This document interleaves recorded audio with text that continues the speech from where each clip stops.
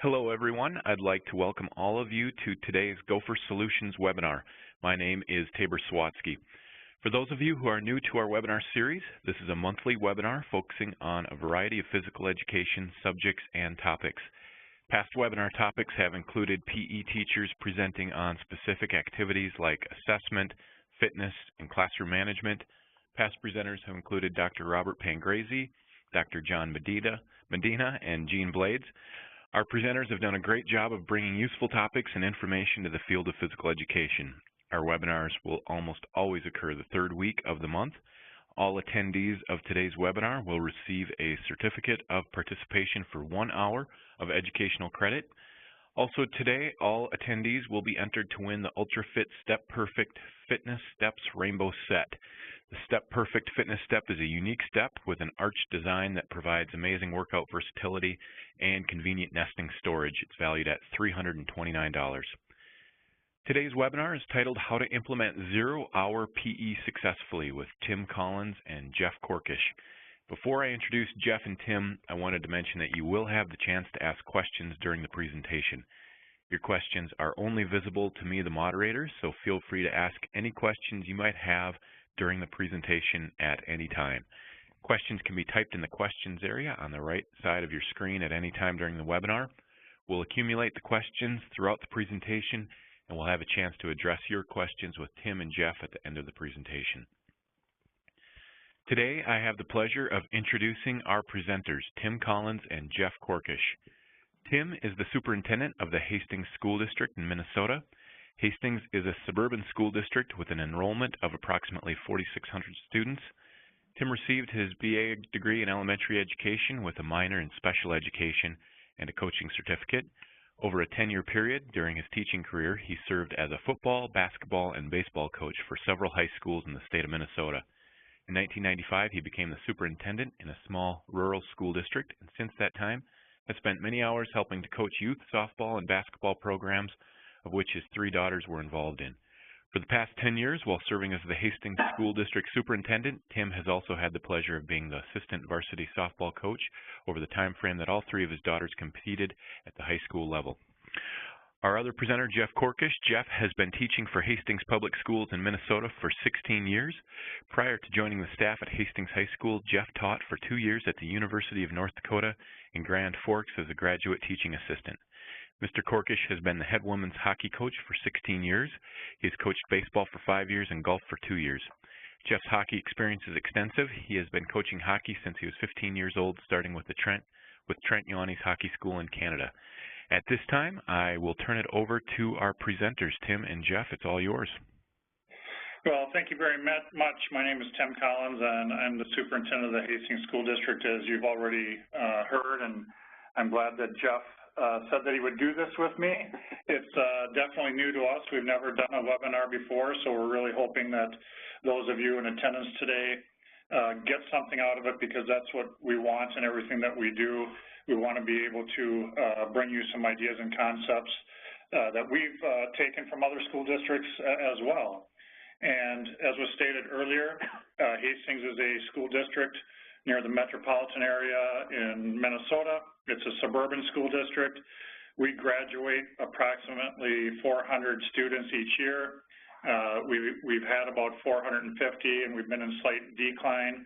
So that will give you a little bit of a feel for what the Hastings School District is like as far as size. And also, as we go through this webinar today, you'll be able to see that we're very fortunate. The Hastings community is very supportive of education. You're going to see that in our facilities. Some of the photos that you're going to see are in our high school. And again, we're very fortunate to have the high school and the facilities that we do have. We are going to talk about how to implement zero-hour PE successfully. I think at the end of the day, you'll see that we have been able to do it successfully.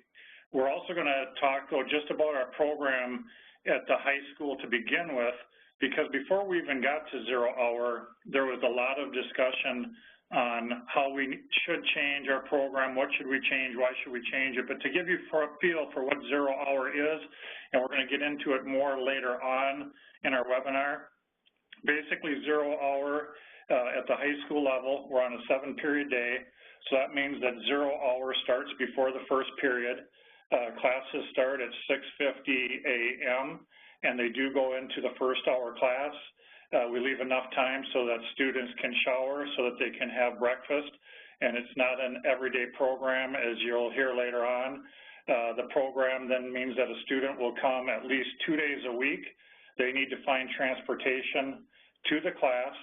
That also means that we need to have our teachers that are willing to be there at 6:50 in the morning and work right till the end of the day with everyone else. And definitely then there's some flexibility for the students, because on off days, they can show up for first hour class if they want to, or they don't have to show up for first hour and they can show up second hour as well. So that's a little bit about the 0 hour philosophy, and you're going to hear more about it in the program as we go on. But Jeff and I felt that we needed to just share a little bit about the Hastings School District and our philosophy. And it's not that as a superintendent I'm always looking for change, but whenever we do look to change, I have to be told the reason why, because I have to answer to school board members on why do we want to make a change in our curriculum, why do we want to make a change in our programming, what is this going to do to our food service staff, how is this going to impact custodians, what time do they need to be in there, how will this impact cleaning of our facilities, et cetera. And definitely that's part of what went in to this as well. I needed to find out, why is our high school looking to change and go to a 0 hour program. And Jeff and there were several other key members that were here at the Hastings High School years ago. Jeff Korkish was here at the beginning of it, and I'm going to let him talk to you a little bit why our staff decided to sit down and say, do we need to make some changes? And at this point, I'm going to turn it over to Mr. Jeff Korkish. Thanks, Tim. Thank you guys for coming in and listening to this today. Some of the stuff that we had at our high school is, I guess we had some young teachers in our department, energetic, new ideas, some guys maybe from college who played college sports and whatnot, and just did a lot of talking, discussing, and we had some turnover and some change in our departments. Thought maybe it was time to look at seeing what we can do to improve it. And it seemed stale. It seemed like it needed a kick in the pants, I guess. And so we sat and talked for a couple of years, actually, to see what was going to happen. And one of the hurdles you have to overcome is convincing some of the older teachers that change is a good thing, improvement is a good thing. It took a little while to make that happen, and that's part of the process. And you can't get you can't quit and get frustrated, because you have to know your stuff, you have to do your research, and you have to work towards what you really believe in. But you have to have some information to back that up as to why it would work. So we did a lot of that, and finally got to a point where we worked with administrators, and people were convinced when they heard our information it was good to think about and to talk about and to sit down with. And so one of the first things we said we needed to do was to put a survey together and talk to our students and actually ask them what they liked about our program and what they didn't like, why they were taking our classes and why they were not taking our classes. And we found out a lot of stuff. Some of that you can see on the PowerPoint in front of you. Others I'll discuss, but what we realized right away was that there's a whole group of kids who weren't taking our classes. One of those groups were athletes. We didn't have a lot of the athletes taking our classes. One of the reasons was because they were probably working out with their teams later on in the evening after practices, so they didn't need to or want to take one of our other classes. At the time it was called POC, Principles of Conditioning. So there was kind of a mix of where everybody was getting their workouts in. Some were taking it in our class, some were not. Some had personal trainers, some were working out at home. They're kind of all over the board, and everybody had different backgrounds and we're getting different information. So we kind of wanted to bring everybody together and make a program where everybody could follow along, and instructors also be one and be trained together. So that was one of the things we looked at. We also found that kids wanted a more rigorous workout, and we felt that as well, but they supported our claims, saying that it was goofing around too much. They wanted to be serious. They wanted to actually get after it and learn some real stuff that would take them to the next level. And whether it was Olympic lifting, with cleaning, they didn't really specify, but that's kind of where it went with later on. Another big group of people we noticed were not in our classes after looking at the survey results were females. We had the requirements in place, 9th and 10th grade. We're lucky enough that our administration requires our students to do freshman and sophomore year, which is not a state requirement, but it's something that we truly believe in. Our kids get a lot out of. So that's when we would see our females, but we wouldn't see them in any of our electives. There was very low numbers for females, so we needed to hit that group of people because they told us in the survey they wanted to be involved, but they also told us the reasons why not. And that was real helpful, getting some of that information. Some of the girls, they wanted rigorous classes, but because of things that would amount to social physique anxiety, being stressed out in the environment of going to a weight room around boys, or being in you can see our gym there is pretty wide open. They didn't want to be working out in front of people. The public would walk around the top, so they just want to be viewed by many people. So if you can look in that picture there in the top right side where our logo is on the wall, behind that wall is a wrestling room, big room. We actually created that room for one of the classes to help the girls, and we'll explain that later as we get on there. But we try to find a way to get girls into classes and learn that from the survey, like I say. Other things we found out, the girls didn't want to take any of our classes if they're offered before the end of the day. So 6th and 7th hours, basically when they wanted to take our classes, and the reason was real simple. They didn't have time to shower. They didn't want to go to class all yucky, I guess, and they wanted time to do their hair and whatnot. So if it was at the end of the hour, end of the day, they could go home. They simply just get their stuff on and take off, and they'd be home and take care of themselves there, which was fine. But the girls who wanted the rigorous workout, the SPARQ workout, the 0-hour workout, in order to implement that program, they told us that they needed 25 to 30 minutes to shower and eat and feel like a girl again when we went to class. And that was really important. So also, when we looked at these results of the survey, we found out that it was pretty clear that we can make a change and include a lot more people. And realistically, in physical education, we wanted to make improvements for a lot of reasons. One of those, too, was to make sure that our department was secure. We know how physical education is in today's day, and we have to make sure we secure our jobs and offer the best product possible. So doing this, making sure other kids were coming in, we figured that was going to save jobs for us and, and make administrators make decisions on why they need to keep us and not find out reasons why to get rid of us. And I think that happens all throughout the country. So we sat down with administrators and we talked about those things. We talked about what would happen if we increased our numbers. Would we get overloads? Would we get new teachers? And and the possibilities are endless. And if the demand is there, they have to look at those options. And luckily, we have great administrators who are always trying to improve instead of saying no and finding a reason to shut things down. We don't have that here, which is awesome. Eliminating all current classes and restructure. We didn't look just at implementing a 0-hour and 1st-hour class combination. We looked at starting the whole thing over again. So we wiped out our whole name. We became a human performance and health department. We wanted just a new title and get people to be aware that there's a change going on, get them excited. We took 9th grade and 10th grade. We reformatted the entire curriculum. It used to be all team sports, lifetime sport type stuff, traditional PE. But because we knew our kids are getting this at the middle school already, we didn't think we had to duplicate what we're already getting.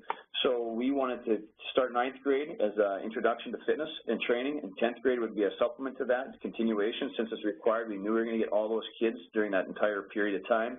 And we would start out simply just teaching them about heart rate monitors, how their heart would work, the different workout areas, the training areas with that, and we would show them basic techniques. We would start with front squatting in certain areas, and then we would even do stuff introducing the kettlebells and dumbbells and whatnot.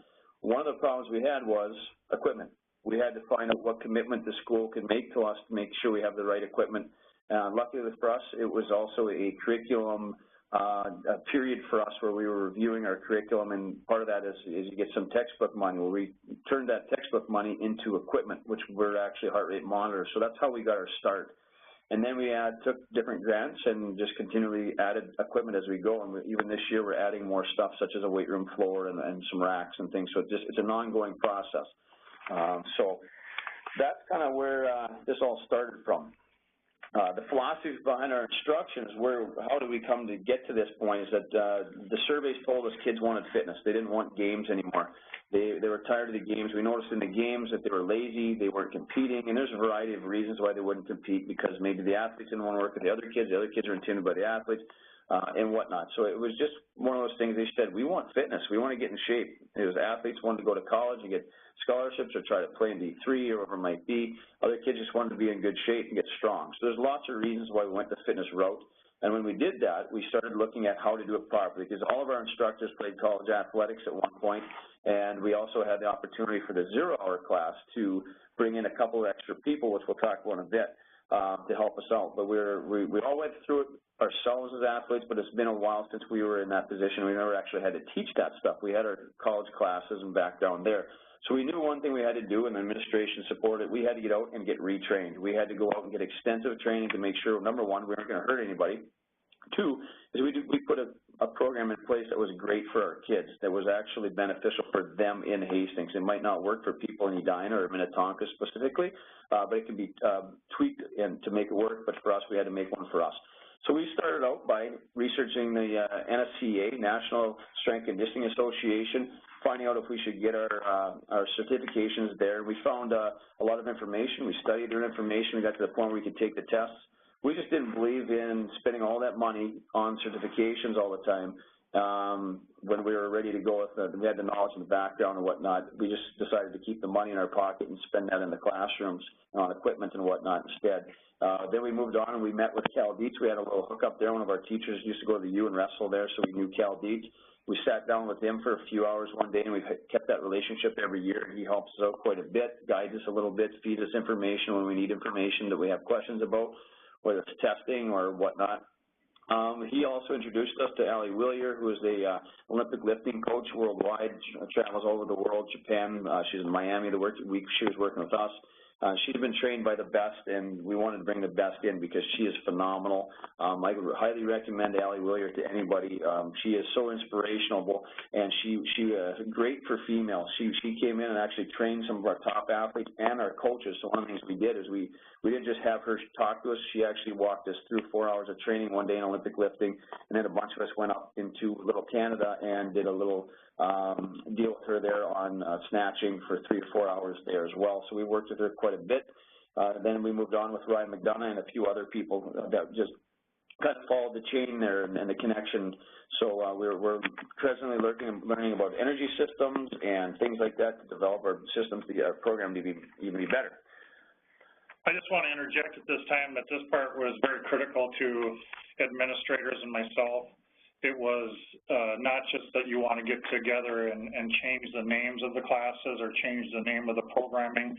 We want to know why you're doing it, what's the research, what's your philosophy, and what approach are you going to take for all of our classes at the high school, whether they be the electives, whether they be the required classes in 9th and 10th grade, or the SPARQ program, which is 0 hour.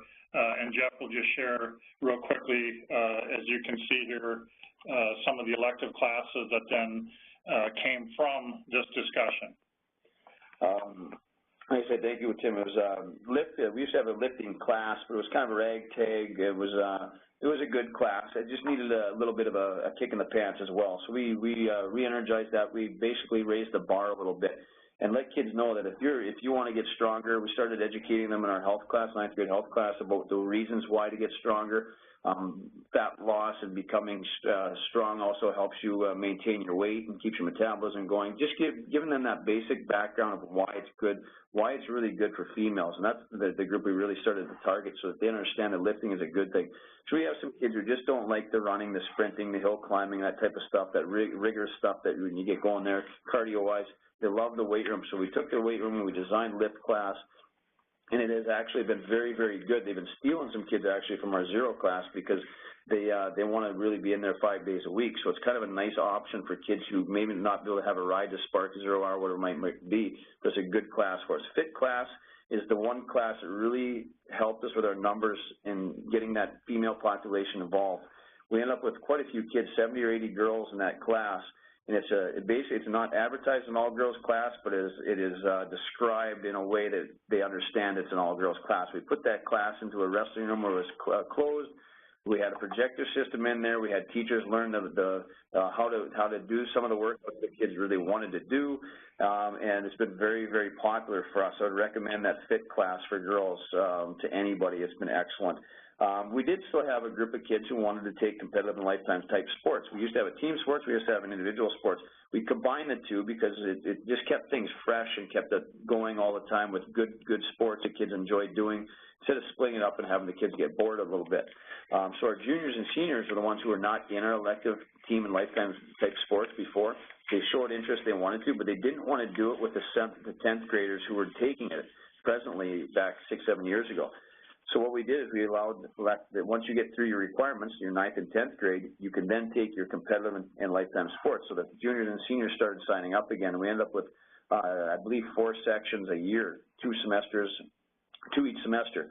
And so our numbers improved there as well, so we're getting kids back in that we're traditionally not getting in, so it helped the numbers again. Then we got to the SPARQ class, which is kind of the backbone, I guess, of the figurehead of our program. So SPARQ class is one we'll talk about in a little bit here and go into detail and explain to you guys how we implemented the 0 hour, took advantage of the time of the day, and worked with coaches after school and whatnot.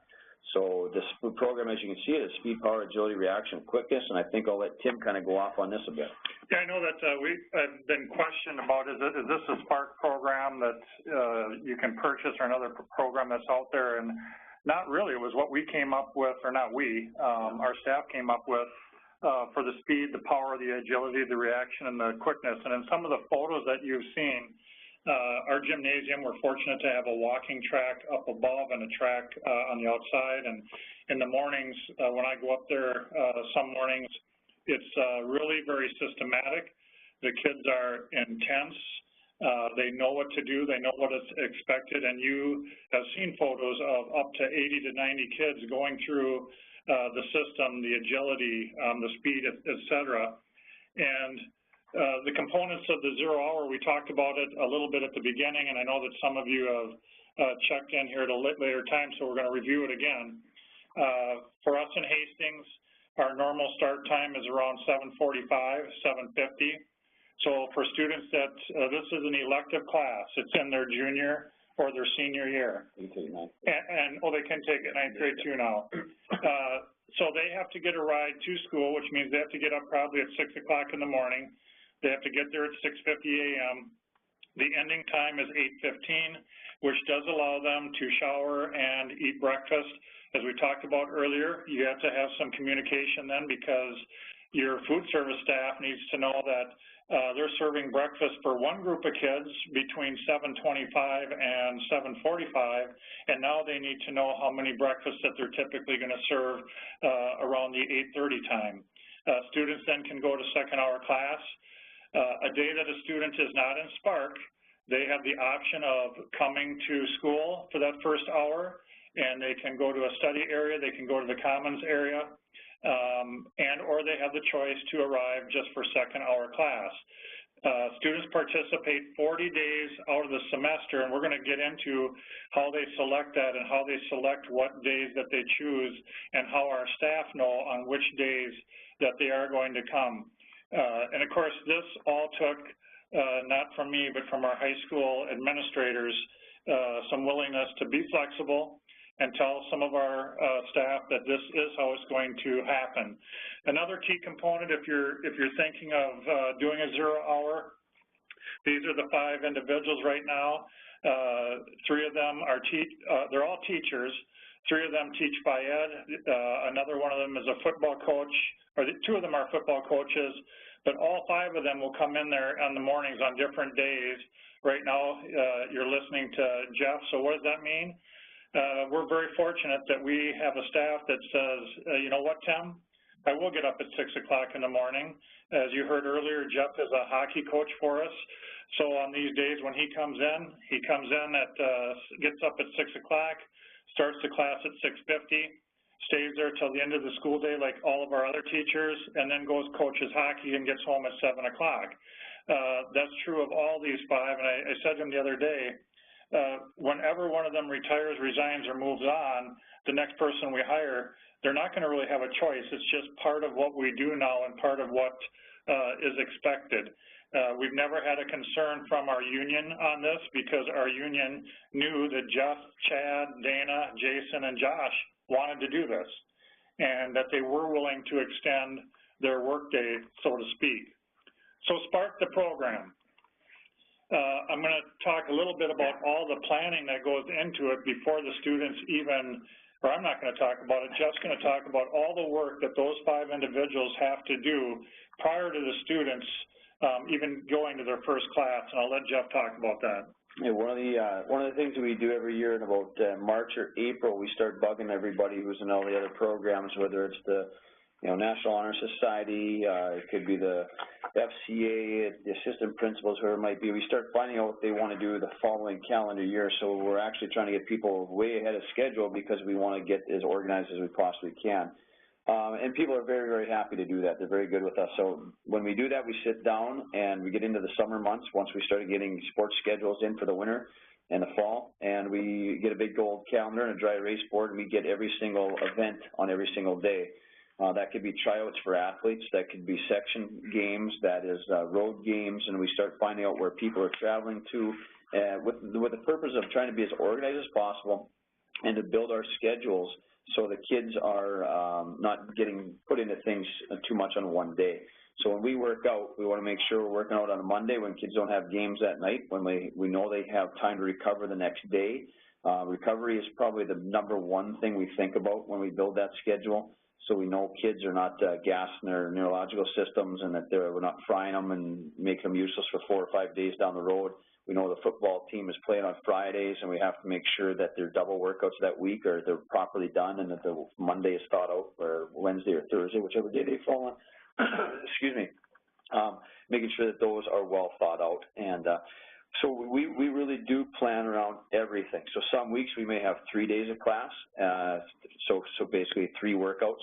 Some will have 2. We might even have 1. It all depends. We spread those 40 workouts, 42 workouts that they have of days throughout in a way where we know it's going to be very, very beneficial. It's not just thrown in to say that we've done 40 workouts. We want to make sure every one of those workouts has a good reason to it, and we end up with a good result. I just want to interject here and be very clear for those of you listening that this is not just for the student athlete. It is rigorous. It is intense. I've been asked to join it. I respectfully say, no way, I want to be able to walk the next day. I was just at a student luncheon yesterday, and out of the 10 students there, I asked them how many of them had done 0 hour. 6 of them raised their hands. 4 of them were not athletes. So I asked them, why were you attracted to get up at 6 o'clock in the morning to go work out? And they said, it's fun, it's intense, and it's painful, it's exhausting. And it's just like you're all in this together. It doesn't matter if you're a student athlete. It doesn't matter if you're somebody that just wants to work on your weight control, your body image. We're all in it together. So I want to be clear that does this definitely help our student athletes? Absolutely. It pushes them one step further than where they were at, but this is just not for the student athlete. We have an even mix of students that do take this class.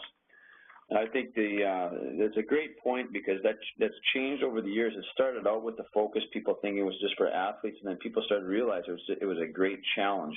More than anything, this tests kids' minds and their determination, whether or not they're willing to go through it. And it's amazing to watch these guys when they push each other over and over again. So the schedule that we do this, I'll go back into that before I get too far along here, is we had the first year 36 kids sign up. Now we have enough where we have 4 sections a semester. So we have 3 real teachers and their Phi-Ed teachers, and 2 teachers who are doing duty hour with us to support us. So we, on a lot of days, will have 5 teachers on the floor. If you look at the PowerPoint there, you can see day 1 we'll have half the kids in, and day 2 we'll have the other half, so group 1 and group 2. This is all done off of scheduling. So we might have the basketball players all on day 2 because their schedule is set up for recovery and workouts that day the best, and day 1 will be a different group of kids. Might be the female hockey players and the male hockey players, because we all play on Friday, Saturday, or whatnot. But there's a good reason why it's day 1 and day 2. We don't just split them in half. Then on day 3, we come up with group 1 and 2 together. That might be a Wednesday, might be a Thursday, might be a Friday, depending on where in the semester we are at. The thing we notice is that if we keep it the same, which is day 1, day 2, day 1, day 2, go back and forth, it gets stale, the atmosphere changes, and the chemistry is odd. But if we mix this up where guys get to see other people, it's new all the time, it's amazing the energy level, how it changes. And as well as the teachers, having all 5 there on that day 3 is amazing. Only 4 teachers show up on day 1 and 4 teachers show up on day 2, part of it contractually. So that's kind of the way it works right now for this year. And I would say that that's a key if you're thinking of going 0 hour. Definitely the day 3 where you bring the groups 1 and 2 together. We've just found very successful high energy and almost a rejuvenation when they all do come together. I guess they like somebody yelling at them other than Jeff some days as well.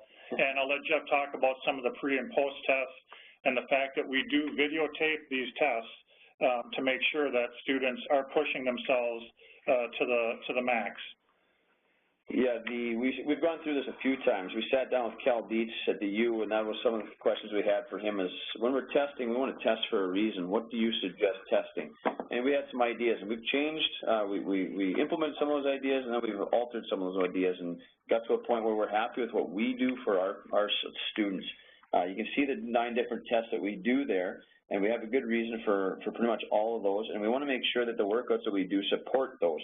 When we started this 6 years ago, some of the testing we didn't get much support from the workouts that we did. There's no correlation between the two, so we had to adjust some of the workouts to make sure they did, or if we didn't think that the tests were important enough, to stop testing them on it because it was a waste of time and it didn't have the support. So it was really important for us to analyze this over and over again. We're also very lucky because the testing we do is, like Tim said, we want to be exact. We don't want to be doing it just to do it and throw a number up there. We're very, very technical when we do our testing. We test 4 kids to a teacher at a time. We don't test a group of 30 all doing push-ups at the same time. We videotape those 4 to 5 kids.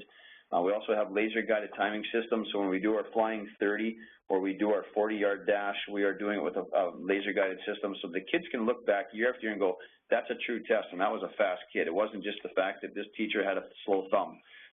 So on a stopwatch. So we love the fact that our records are accurate and the kids take a lot of pride in it and they want to get themselves on those lists, and we don't do just a top number 1 record breaker, we do top 10 lists because we want more kids involved trying to get into that recognition. As you can see in the next photos, and we're not going to really explain it, we just want to show that variety is the spice of life. Inside, outside, continually mixing it up. And as Jeff mentioned earlier, sometimes that requires equipment. Sometimes it doesn't require equipment. Sometimes it's just ingenuity, creativity. But again, everything that they do tying back to some of the pre-tests and the post-tests. Again, that photo is just to show the variety that they do bring to the program. Again, we're pretty fortunate.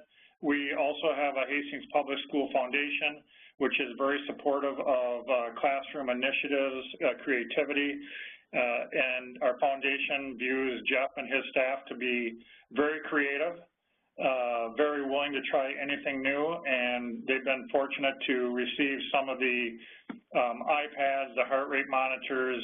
Jeff talked about that earlier. Rather than doing the textbook when we're in our curriculum review, they just took that money and implemented the heart rate monitors. In fact, yesterday at our high school staff meeting, our principal let Jeff hop on a bike and show how the heart rate monitor works. So we do combine technology in the classroom as well. I'll talk about the grading because, as you can imagine, you saw some of Jeff talked earlier about how you test with just 4 at a time. But when you have 5 different adults in the room, how do you grade students? Is it subjective? Isn't it subjective? And I'll let him walk you through that. And this is something, again, that's changed as well. Most of you listening are probably teachers. You're always looking for a new way, improved way, or just to justify the way that you do. So right now we're at the situation where we actually will have a day 1, and the 4 teachers who are there, Dana, Jason, and I, and maybe Josh or Chad, we will actually end the day by sitting down and going through the class list and seeing how we do it. And the reason is that because we're all over the place. We'll see kids for about 20 minutes, and then the group may move up to Jason, who will do running technique, or maybe Josh, who does athleticism in the wrestling room, or up to the weight room where Dana might be, and we don't see them. So it's not real fair for me to give a kid a grade for an entire hour and without only seeing them for 20 minutes. So we talk through pretty much every kid and making sure that the kids who are getting points are deserving of the points. And it's kind of like a hockey team or a baseball team or a football team. And you go through that way. It really has a coach's feel to it. It's not a real classroom feel.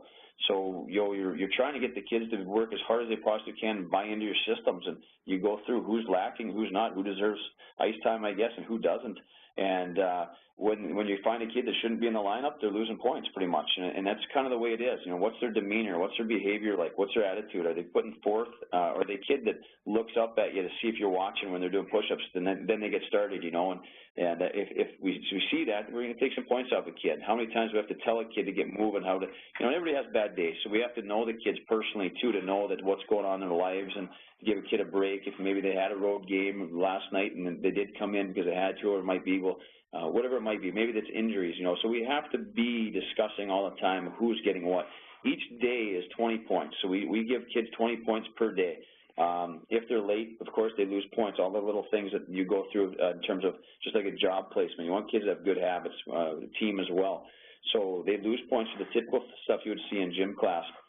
But it's also a lot about the effort and the motivation, the teamship, and all that type of stuff. So some of their testing, their grade is on testing. 7%, as you see, is on testing results. And then, you know, that's pretty much the way it goes. So that's if you have more questions here in a bit, you can ask about grading. And then just bringing to conclusion, then of course getting to the questions, if you have questions, definitely build it, and will they come? Well, they definitely have. I mentioned earlier that we used to graduate 450 students per grade level. We're now graduating around 400. So when you think about it, over the last 5 to 6 years, we've had a decline in student population at our high school. And at the same time that we've had that decline, you can see going from 36 students in the first year in 2008 to now 223 students in the current year, 2014. It's pretty impressive, specifically in a class that is an elective. And again, we also know that it's not just the class itself, it's being able to have outstanding teachers such as Jeff, Jason, Chad, and some of the other teachers that you saw. So as superintendent, would I say that 0 hour in SPARQ has been successful?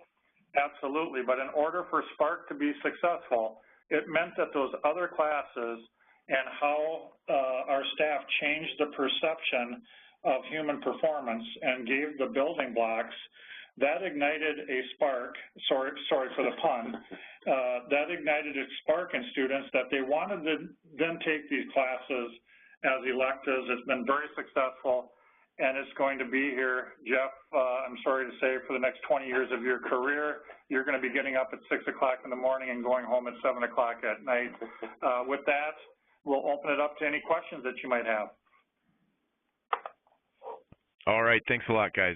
We've got a number of questions here. We'll get to as many of them as we can. And just a reminder for our audience, feel free to ask any questions by typing in the right-hand side of your screen. And like I mentioned before, me as the moderator, I'm the only one who's able to see those questions, so ask whatever you'd like. Kind of a good question, I think, to start with. How do parents view the program? What kind of feedback have you received from parents? They love the program because they'll make comments that they never believed that their son or daughter would get up at 6 o'clock to go to this program, and it's created a lifestyle change for them. And definitely that is something that Jeff and his group wanted. Was we want you to understand that pushing yourself, whether it be in the classroom, whether it be in the fight arena, the athletic arena, is what life is all about, and we want this lifelong learning to occur. Parents have been very positive. We've never had questions about, well, my student lives 8 miles outside of Hastings, how can I get there? Because as those students approach Jeff or our staff, we just find out a way to get those students there. We hooked them up with another student. We hooked them up with another parent that we know might be coming into work at that time. If a student, because of the flex schedule, a student then can say to Mr. Corkish, you know, I wasn't able to come in on day 1. I'm typically a day 1. Can I come in on day 2 this week? I don't have a conflict. I don't have National Honor Society. I don't have hockey that night. So the flex schedule, they really like that aspect of it as well. Okay. The other thing about that on top of that is that it helps the kids a lot because they're so busy and there's so many demands academically, is that they don't have so much after practices anymore. We used to have coaches coaching and then go to the weight room. now the coaches support our program and tell them to get into this, and then it saves kids more time. They can study after school a little more. Right, makes sense. Just a clarifying question about, the question is do the kids in this program skip the first hour? And you guys touched on this, but just to clarify again, take us through how that works. I know that you mentioned how they start breakfast after the other group. So when do they start their day, and how does that work from an academic standpoint? Yeah, what usually happens, if you're a day one kid, you come in for day one, you got to be there at 6:50, and you're on the gym floor at 7 o'clock ready to do your dynamic stretch that we lead them through. And they will work out from about 7 o'clock with the dynamic all the way to 8:15. So the workout lasts an hour and 15 minutes. At 8:15, those kids will then shower and eat. And then they have until the start of second hour to do that, which is about a half an hour, 25 minutes, with passing time of 30 minutes. So then they have to go to the regular day, which is second hour. The kids who are in day two, who aren't in on that day, they have the opportunity to stay home until second hour. So they can sleep in a little longer, which is what we really like, because it's the rest recovery thing. They want to get that sleep. They need that sleep. That allows them to get that sleep. Now, if they don't need that and they get to school, they have the opportunity to come sit in the commons room and do homework. They might be able to hook up with a teacher if the teacher has study hall or prep, and do some stuff there as well, make up work or whatever else. So, and then it just goes in that cycle. Then the next day, day one, they have the second hour routine, and the other guys are in the room. And we do have some students that, even though we're a suburban school district located next to Minneapolis and St. Paul, we're also very rural. We have students that live 14 miles away, and they do have to come in first hour because that's when their bus comes in. And so I'd say about a 50-50 split on those that skip first hour on their day off, and that those that come in and just use it as a study time. Okay. So for 3 of the days a week, kids that are in this program, they start their day at second hour as far as going to classes. Yes. Yep. Okay. Yep. That's a big sell for us, because the rest is a big thing. Yeah. So they like that. Who came up with the idea in your school district? Tim, was this something that you came to your department, PE department, and said, we want to do this, or did the PE department come to you, or how did this come about? And there's a follow-up question to this that I want to kind of lay the groundwork for. It definitely, it came from Jeff and Trent Hansen. Trent's no longer with us, so, but Jeff and Trent were part of the original team. In fact, a couple of the people that you saw are new to the team now, so it started from, I want to say the ground level or the top level, I don't know which way you want to look at it, but it came from them. They went to the administration. Administration, then principal came to me and said, what do you think about this? Because this will impact the breakfast program. This will impact some kids missing first hour. Yeah, okay. The follow-up question on that, Tim, from your standpoint as the superintendent, what suggestions would you give to a PE teacher who's sitting, in their office right now thinking, God, I'd love to do this, but I don't know how I'd approach my principal or my superintendent, and kind of sell them on something like this? Any suggestions for those teachers? Well, I think that, number one, it's a pretty easy sell, because what you're willing to say to the superintendent, I'm willing to come here even longer beyond my workday.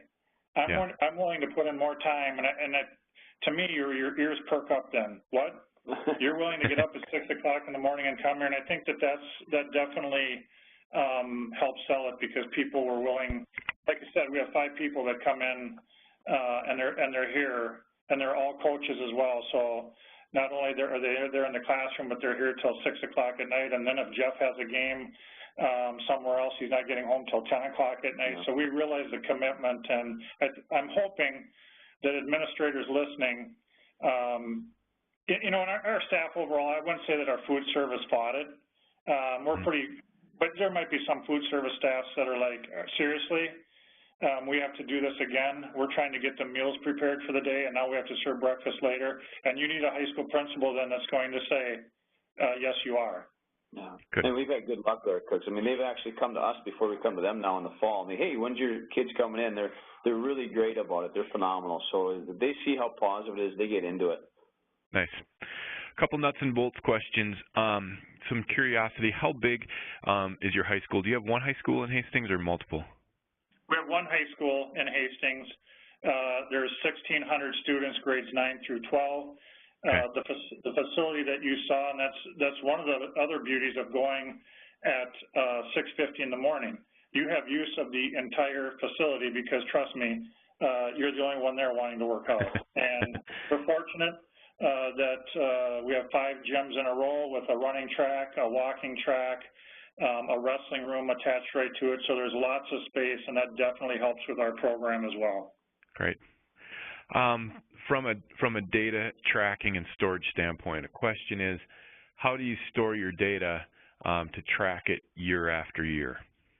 We just file it. We have our stuff in Excel sheets. We've built with Excel our formulas, so we plug our stuff in. Whether you get your bench max, your squat max, and then you throw your percentages in there because we use our percentages, whether it's 70%, 80%, 90%, whatever that type of thing.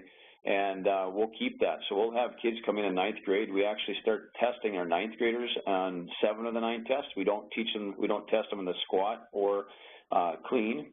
And we don't test them in the bench press because they're not ready for it. And so we want to make sure the technique and stuff is good there first. But the other ones we do test because we want to keep a line on those guys. Now, we're not great yet at keeping that 4-year line because of the fact that we're switching teachers, but we're getting to the point where we have the records there. So if we want to go back and look at one student who maybe a different teacher had 9th grade, we can still do that. I'd like to get to the point where we just have the software we can click on a kid's name and it shows his past 4 years of testing with us. Because we do have kids right now. We have a kid who took 2 years of 9th and 10th grade with us, and now he's in his 8th year of SPARQ. So there's a lot to look at. Okay, good. How do you adjust for injuries when grading? A kid has a sprained ankle or, whatever. That's a great question, and it becomes an individual situation for every student. So we've actually worked a lot with the assistant principals and the counseling office because of that. Concussions is the most difficult one because you don't have a timeline on that one. It can go long. So what we put in place, and I can't tell you exactly word for word how it is now because it's changed so much, but I have to look back, but it is a situation where if it gets to be an extended period of time, we may have to meet with the parents, the counselors, and the principals to make a decision on whether that student has to drop it. The class or not, and because we don't want to hurt their GPA and we don't want to give them a grade that's just just throw them an A just because they're hurt. That's not fair either. And the kids don't really they understand that fully. So a knee injury, an ankle injury, something like that, there's a timeline with the doctor. We can find out right away how long that kid might be out and make a decision. We have, like I say, our facility is phenomenal. We've actually bought equipment on purpose to help out. We have a room that's designed for our adaptive kids, and in that room we have a couple of arm bikes. So any kid that comes in with a leg injury, we can keep them on the arm bikes. We can do upper body work with bands and bungees and things like that to keep them going and earning points that way. We can do shoulder workouts for maintenance. We can do core stuff. It's basically what we can do with them is endless as long as it's not a concussion. The concussion is the hardest one. Yeah, okay. Good. You mentioned adapted. Do you have students with disabilities who participate in this? And if so, are you able to, how do you accommodate that? We do. Not so much in SPARQ class, but we have them in our 9th and 10th grade. We never shy away. We actually ask our adaptive teacher, who's awesome, to have those kids join with us. Some of those kids really, really like to do the fitness because, like I say, 9th and 10th grade is fitness all the time as well. So they're always doing lifting and technique and whatnot as well. So there's no games in there. There might be a fun day every once in a while, but it's still probably even accommodating with a heart rate monitor. So we bring those kids in and we go their level and their speed, and they try hard, man. And that's the best thing with the adaptive kids is when they come in, you don't ever have to pump them up to go because they just go. They want to work. It's cool. Yeah. Well, speak a little bit to students with very low fitness levels. Do you get much participation from kids like that, and does it appeal to those type of kids? And how do you accommodate maybe for some a vast range of fitness levels where you might have athletes versus some very low fitness levels? Yeah, well, if you walked in our room, you'd see a lot of kids that you'd say, well, that's not an athlete, and some of them might be a bigger football player who's a little bigger and could use some weight loss, of course, right? But I think the biggest thing is the confidence that we build in the kids by having the 9th and 10th grade because it's a requirement. So they have to overcome some of those social anxiety situations in 9th grade because we put them in a place where they gain confidence by learning techniques and lifting and going through the fitness part in the 9th and 10th grade. And I'll tell you, once you get about the week 3 or 4, maybe 5, in 9th grade, they're comfortable. They're no longer worried about people watching them. They realize what they can and cannot do, and they get quite motivated. And we've had a list. Right now, we're actually building a list of the kids we've had who are on the weight loss program in terms of they've just had great success. We've had a kid who was 100 pounds in 4 semesters. We've had other kids who, right now, we have 6 kids that are over 30 pounds they've lost, and they're only in 10th grade. You know, we had a kid today, I'd like to say his name, so I'm so proud of the kid, but he's lost from he was 190, he's now down to 145 and where he should be. Wow. And a lot of this is you know, they gain that confidence in the 9th and 10th grade, and then it's easy for us to talk these kids into going to SPARQ. And that's what I want to interject was it was the changing of the philosophy, the changing of the approach back in 9th and 10th grade, getting students to be more rigorous, more intense, and have some good positive experiences and self-esteem that then is launching them into SPARQ and 0 Hour because they remember what that was like in 9th and 10th grade.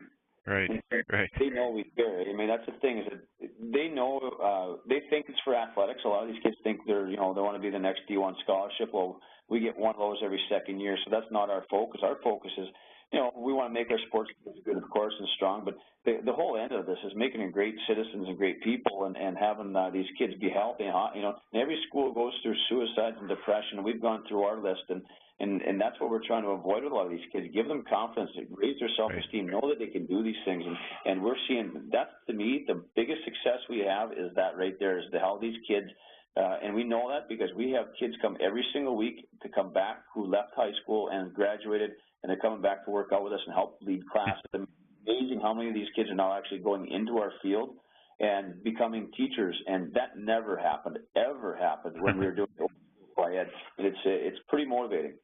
Yeah, that's pretty neat. A lot of questions. I think there's a lot of thirst here for more knowledge amongst our audience. A lot of questions about resources and lesson plans and your curriculum and things like that. So maybe you guys can just speak a little bit to that in general. You know, where, you know, the post and the pre-test, I think, are some good places for people to start to, you know, kind of develop their program. But, you know, what are your suggestions for resources for lesson plans and building out a curriculum and things like that? Well, I think, I'm sure Tim's got his opinion on this as well. I think it really depends on the facility that you have, the size of the population of your school, how many sections you're going to have during each hour, because there's a lot that goes into the planning of all that. The nice thing about SPARQ is that we moved our 9th and 10th grade required classes away from first hour, so they weren't in there, so they're all 2nd to 7th hour.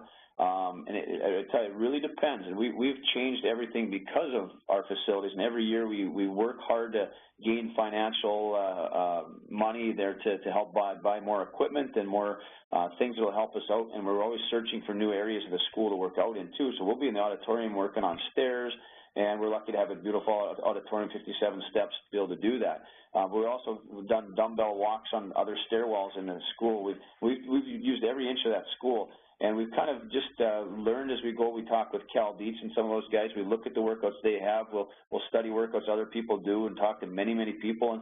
And we just kind of groom our workouts. And I think that to interject and bring even more clarity to that is definitely when we had up on the screen going to the U of M and Cal Dietz and finding out, well, what do they do for some workouts? Talking to Allie and saying, what are you doing for some of your workouts? And then really as you go through it, I go through that gym, and it's just creativity, too. Mm-hmm. See 5 ropes attached to a wall, and they're just they're pulling against the wall and stretching against the wall. So part of it is that. Also for resources, you know, I think that every school, no matter what your size, whether you're larger than Hastings or smaller than Hastings, there's always a football booster, a basketball booster, a variety of boosters. It's also bringing them together and saying, hey, look, on the sports side, if you guys can help us out, it's definitely going to help your programs, and that's part of that resource. So financially, the resources are there, and then also as a superintendent and a principal, it's pretty tough to say no to Jeff and his group when you keep seeing numbers growing. You do need to put some money there. Right.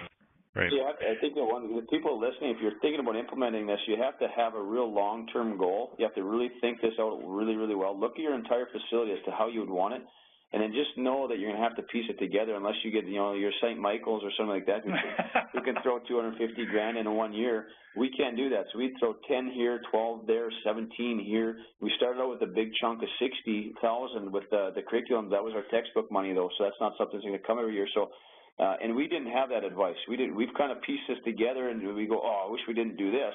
And then we, you know, so having a long-term goal and really do your research before you start buying things, and you know, talk to some people so that you can make a good decision on that type of stuff. Good. And it sounds like, you know, it probably makes sense to start small, kind of like you guys did, and grow with the program as the interest gains. Yep. Yeah, I think so for sure. And, you know, and again, like Jeff said, everybody's facility is different, but definitely going to 0 hour. You've got the entire use of the facility. If kids want to be running stairs at 6:50 in the morning, they can, because the space is there. Right, right. Well, great. Thanks a lot, you guys. I think you generated a lot of interest on this. For our audience, there have been some questions about the recorded version of the webinar. You will have access to the recorded version. We'll send out a link to you when we send out your certificate of participation. So do keep an eye out before I announce the winner of our our step pack. I wanted to announce that we will send out the email with your certificate of participation. Keep an eye out for our next webinar series. Usually happens the 3rd week of every month, and you will also get a link to the recorded version of this webinar in that email. So the winner today of our Ultra Fit Step Perfect Fitness Step Rainbow Set is Linda Hocker from El Paso Gridley High School in Illinois, physical education teacher in Illinois. So we will have that sent out to you. Again, thanks a lot, Tim and Jeff. Appreciate it. And for our audience, we hope you can join us again next month for next month's webinar. Thanks, everyone. Thank you. They're from all over the United States.